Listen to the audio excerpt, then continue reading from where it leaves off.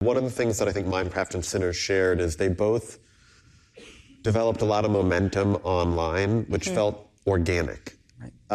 And so I'm curious, when it feels like a lot of things become hits almost beyond your control, how do you plan for that when you're thinking about green lights, when you're thinking about marketing? Because you obviously can't factor in well, this one's going to go viral on TikTok and this one's not.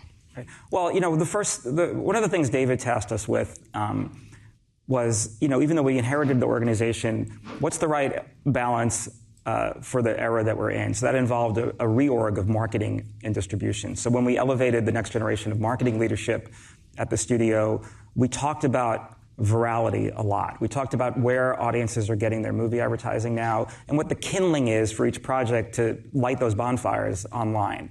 And getting that core audience, whether it was the gamers on Minecraft or the African-American audience on Sinners, really white hot over something, that we knew they were going to like, and being able to amplify that heat to the general audience really became the coin of the realm in our new marketing department. So while you can't plan for it, you can arrange the chess pieces to take advantage of it if it happens. Mm-hmm. Are we going to get sequels to either Minecraft or Sinners? You're definitely going to get a sequel to Minecraft. Sinners is such a singular vision from a signature filmmaker, and it wasn't really set up to be an expanded universe. We just think it's, again, another cinematic masterpiece we're lucky to have. Are comic book movies on the decline? God, I hope not.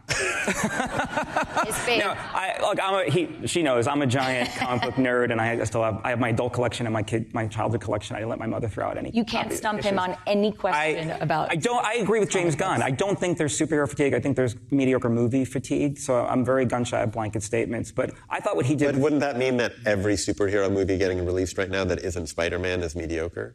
No, but I do think the bar for innovating within the genre is high, because you could have a good movie and you could be mediocre only because that movie's been made for many times before. It could be a good example of itself, but if you're not innovating within the genre, which I think is a high bar we all have to clear on every movie, but especially in a movie in a genre you've had a lot of it over the last 10 years, the burden is to innovate. And I think what James did with Superman, going back to the DNA of what made the character popular in the first place, was kind of innovative, because we've only had the dour version for so long.